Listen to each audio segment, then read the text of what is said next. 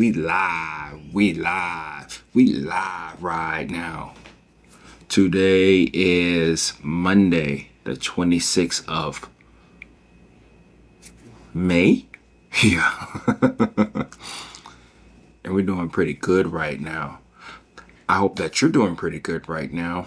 This was a little interesting. Let's go ahead and get into it. Yes, this is a coffee talk podcast, whatever you want to call it. It is what it is. But I want to let you in on something. I have other interests. There's other things that I do a lot of times that kind of play a part in what I do with coffee and all that stuff. And one of them is grilling, smoking meat. I love doing it from time to time. It's summertime, so I'll be doing that quite a bit. But the reason why I bring that up is because there's some parallels here. There's a lot of parallels in a lot of things. We have our vices, right? We like things that we care about, things that we like, things that we go into the rabbit hole, so to speak, in, right? And when we do that, we start to get an idea of what we like, what we don't like, trends, and all that stuff. And one of the things that I've noticed quite a bit as I relate this to coffee is gear. Because we're always talking about gear, right? And we'll talk about more so the knowledge of understanding our gear. But in this case, what I'm talking about right now is just gear in general. Well, not in general, but what I mean by that is that I'm talking about offset smokers. A couple years ago, I went down this rabbit hole, still in the rabbit hole, whatnot, of sourcing out a offset smoker. If you don't know, it's a way to where you can prepare meat. Sometimes it takes 8, 10, 12 hours if you're on it. Sometimes you can do a quick cook, like chicken or whatever, right? But when I was in this rabbit hole of actually researching and understanding different smokers, what they're good for, what they're not, the pricing, the things that you can do with them, I kept going back and forth. Okay, should I get this one or this one or this one? I read a lot of different reviews on YouTube and all that stuff. And I finally came to the conclusion that this is the one I'm going to get. If you know, it's a workhorse pit, but whatever, it doesn't matter. It works out pretty well, right? It's been doing me right. I've been enjoying the whole experience and all that stuff. Still big learning curve and all this stuff. That's besides the point. That's probably going to be a discussion for another day. But the reason why I bring that up is because as I was racking my head thinking about spending more than $3,000 on a offset smoker, I was like, man, don't they kind of just do the same thing? Yeah, they do. They smoke meat, right? Some are easier than others. Some are a little bit more efficient than others. Some will allow you to have the full experience to where you have all the controls that you want to in order to mimic whatever style that you're trying to go for, or you're trying to develop your own style. But at the end of the day, they smoke meat, right? Essentially, that's what they do. So the reason why I bring that up is because we go down that rabbit hole so much with coffee. The only good thing, I guess, parallel that's a little different with coffee, especially when it comes to brewers, is that brewers compared to a smoker are relatively cheap. So even though you may feel that you can just get away with one device, which you really can. If I'm truly being honest, same coffee, the coffees have a different variations of taste and flavor, and what you actually taste. It is a little difference if you're using the exact same coffee. But we're not saying like mind blown type of like this brewer is better than this because of this. But we're able to buy as many brewers as we want to. But again, the reason why I bring that up is that we have to go back into the whole idea or logic. It's like, okay, why are we doing this? What is the objective here? What are these brewers really doing for us? Is it easier to brew coffee? Is it a way that we know that we can get more out of things? Are we buying this brewer just because we can brew a smaller batch of coffee just for ourselves? Or we're just testing out different coffees? Those are some of the things that we go down this rabbit hole with. And I don't think, especially since things are a lot much cheaper compared to other devices that we have, even within the whole specialty thing, right? We can buy 400, 500, X amount of dollars for a coffee grinder. We can buy however much it is for an espresso machine. We can even do that with special pour overs if we want to go down that realm, right? I guess what I'm saying here really is that I think it's best that we just kind of just take a pause. I need to do it too. I know I keep saying that I just get these gadgets mainly for these YouTube videos so you can get an idea and and make an objective decision and all that stuff, right? But really truly ask yourself what is, let's get down to the I don't like saying brass tacks, but let's just say let's get down to the core here. What are we really trying to do here? What's the point of us figuring this stuff out? Are we really just making coffee? If we're just making coffee, that's perfectly fine, right?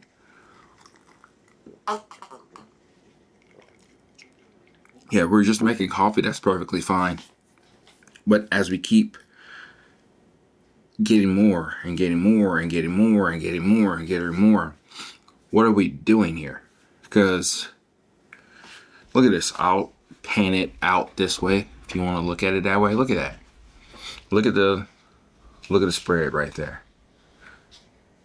You'll see my board from time to time, but right, is it here? Yeah, over here.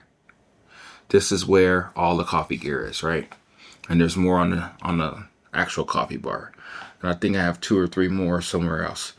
It's just littered with coffee gear. And they essentially do the same thing. They do. And those are some of the things that we have to realize or think about quite a bit, because it's fun to get something new. But after a couple uses, you're done with it. You're tired of it. You do something. You want to do something else. You want to figure out. You're just on to the next thing. You're just on to the next thing, and let's just see if we can just play around with that coffee. Let's see if we can explore what it is that we can get out of this coffee. Let's see how we can push this coffee. Let's see if we can conquer it or to get it to be as tasty as it can for our own palates and style and everything. That's what we should do, because gear's great. Gear's fun, especially when you get it initially. But when you're done with it, for the most part, you get bored again, right? Let's just see if we can explore that coffee. And in my other case, explore this meat. Let's play around with doing it differently. Let's kind of see what we can figure out when we are actually more objective with the way that we actually brew coffee. Those are some of the things that I'm thinking about more than anything now that I am at this level of really truly understanding this whole thing. And I think if we can get more creative with the way we actually brew coffee with 1 or 2 devices, I think that's going to be our biggest joy in all of this. For instance, my biggest awakening has been finding third wave water or water chemistry, just because of what coffees are actually tasting like. And it's funny because I'm a roaster, right? And as I roast my beans, I'm very objective. And when I taste them in the past, it didn't really gel or come out the way that I would have wanted it to. But changing that particular variable in the whole scheme of things has probably made one of the biggest jumps for me than anything. Not another V60 Mugen brewer, or I do like the OXO. OXO is pretty cool. We'll talk about that more as we go on into this. But I guess what I'm saying here is that trust yourself. But take your time, relax, and just really try to master that craft that you have. You have a big toolbox, but you don't necessarily have to use the whole toolbox, if that makes sense. If you want to be a one-trick pony on this particular coffee, go ahead and do that. If you want to try to explore a different recipe that you've seen online or something that you just thought about magically, try that. I guess that's really what I'm saying here. Because as much as I love to look and gawk at like smokers and espresso machines and all that good stuff, at the end of the day, we're just making coffee. We're just making coffee, right? That's all we're doing. And if we already have the things that we need in order to make the coffees, probably the thing that we need to look at more is the filters. Probably water chemistry. Things that we don't necessarily think about will make a big difference.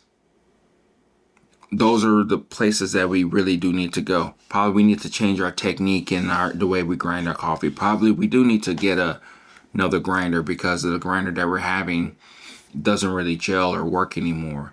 It could be a blade grinder, it could be like an old school type of hand grinder. It doesn't really matter. You kind of have to look at your whole spectrum and figure out that at the end of the day, all you're really trying to do is make a tasty cup of coffee all the time. So when we get back to the basics and understanding it from that point of view, I think the path is going to be a little bit more vivid. We will understand it a little bit more, and we won't be confused with the whole situation. Because if you're confused right now with this gadget, that gadget, this person doing this, that person doing that, it doesn't matter. It matters about what you're doing on your craft or your journey, so you can go about it your way. So that's what I got for you. Something quick and easy, something that I believe that's important, critical in our whole spectrum of understanding things. And I hope that you get something from this.